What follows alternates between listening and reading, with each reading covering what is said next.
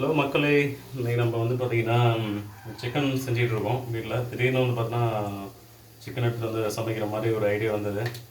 அதனால் சிக்கன் எடுத்துகிட்டு வந்துட்டோம். ஸோ சிக்கன் நானே சமைக்கிறேன் இன்றைக்கி.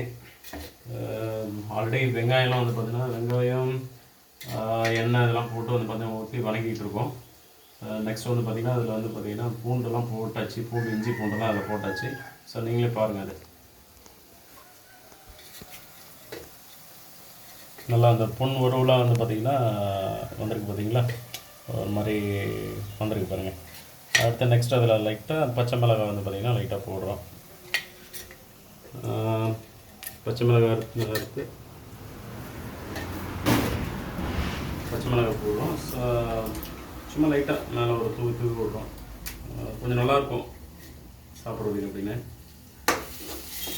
நானே பண்ணுறேன். சமையல் எப்பவுமே வீட்டை தான் சமைப்பாங்க. துணி இருக்கா? அங்கே இருக்கு, கீழே கீழே. நல்லா அடி பிடிச்சிடாம சமைக்கலாம். ஓகே, வெங்காயம் நல்லா வணங்கிடுச்சு. அடுத்து வந்து பார்த்திங்கன்னா தக்காளி போடுறோம். தக்காளி வந்து பார்த்திங்கன்னா நல்லா வணங்கணும். தக்காளி போடுறோம்.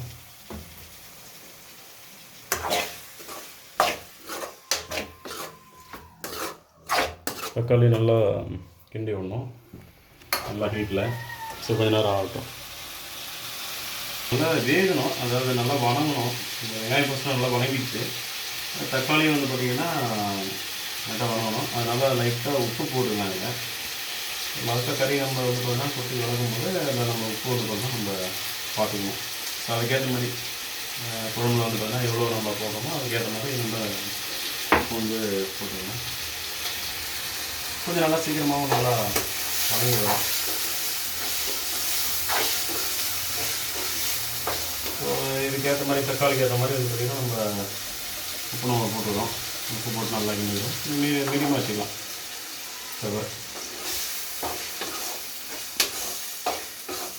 பாருங்கள், நீங்கள் நல்லா வணங்க பாருங்கள்.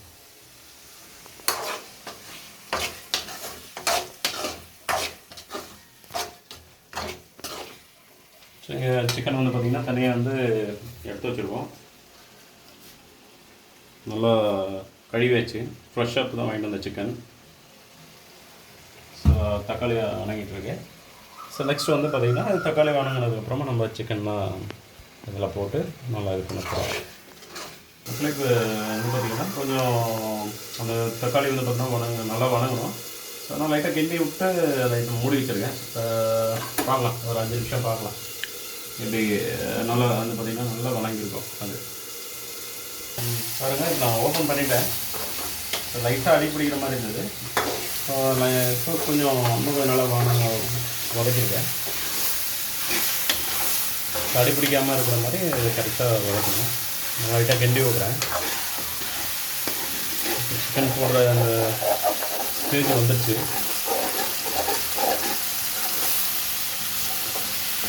மசாலாலாம் இப்போ எதுவும் போடக்கூடாது. சிக்கன் போட்டு அதுக்கு ஏற்ற மாதிரி நம்ம மசாலா ஆட் பண்ணிக்கலாம்.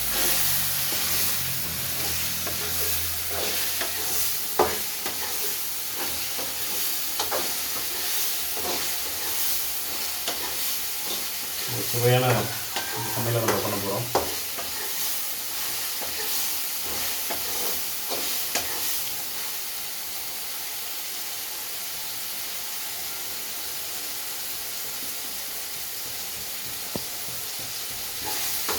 அது மக்களே, இப்போ நல்லா தக்காளி நல்லா வணங்கிடுச்சு. அது காட்டுங்க, தக்காளி நல்லா வணங்கிடுச்சு. பரவாயில்ல, லைட்டாக அடி பிடிச்சிடும். அது விட்டா நம்ம என்ன பண்ணோம், சிக்கன் அதில் ஆட் பண்ணிக்கலாம். கரெக்டான ஒரு பக்குவமாக இருக்கும் அந்த இடம்.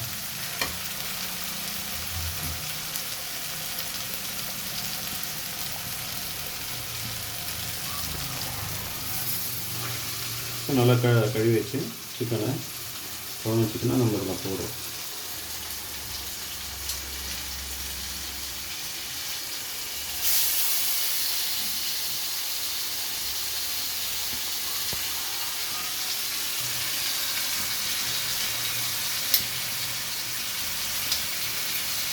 நம்ம நல்லா வாஷ் பண்ணிக்கணும்.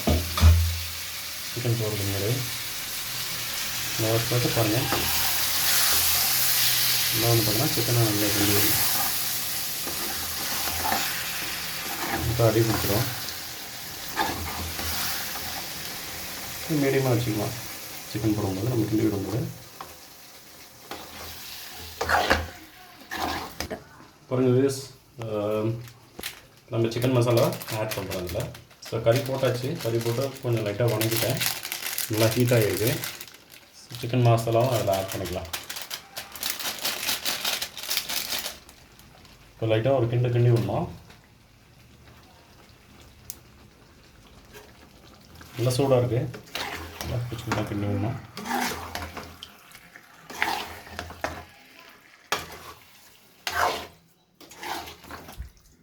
நல்லா பிராய்லர் சிக்கன் தான் நல்லாயிருக்கும். நல்லா டேஸ்ட்டாக இருக்கும். ஃப்ரெஷ்ஷாக கோழியை உரிச்சு தான் வாங்கிட்டு வந்தது.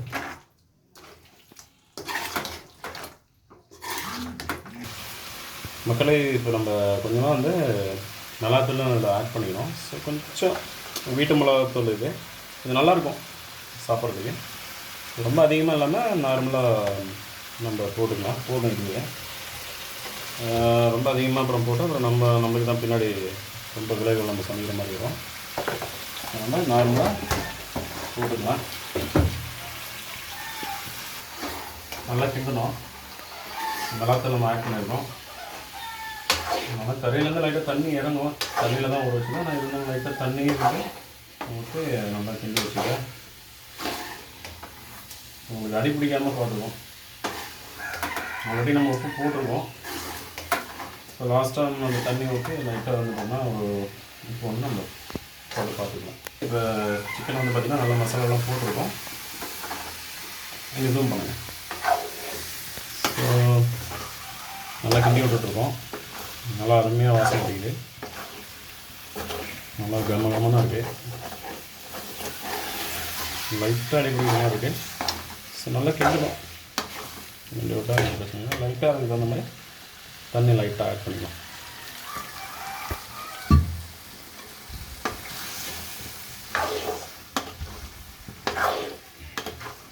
ஏன்னா இந்த மசாலாலாம் நல்லா கறியுள்ள நல்லா இறங்கும்.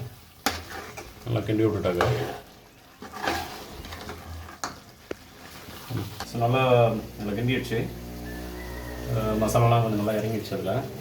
தண்ணி ஊற்றிட்டு ஒரு 1/4 மணி நேரம் நல்லா கொதிக்க வச்சிடலாம். கொதிக்க வச்ச பிறகு பார்க்கலாம். அதனால் வந்து பார்த்திங்கன்னா நம்ம உப்பு வந்து பார்த்திங்கன்னா நம்மளுக்கு ஏற்ற மாதிரி இதில் நம்ம போட்டுக்கலாம். ஸோ உப்பு இருக்கா நம்ம ஃபஸ்ட்லேயே போட்டிருக்கோம். ஸோ உப்பு இருக்கா என்னன்னு சொல்லிட்டு நம்ம அதுக்கு ஏற்ற மாதிரி பார்த்துக்கலாம். உப்புலாம் போட்டாச்சு. பாருங்கள், போதுமான அளவுக்கு தண்ணி ஊற்றிருக்கோம். ஒரு 1/4 மணி நேரம் நல்லா வேக வச்சு பார்த்தா நல்ல ஒரு டேஸ்ட்டான ஒரு மனமான ஒரு சிக்கன் குழம்பு நமக்கு ரெடியாக இருக்கும். இப்போ பாருங்கள், மூடி ஊற்றிடுறேன். ஒரு 1/4 மணி நேரம்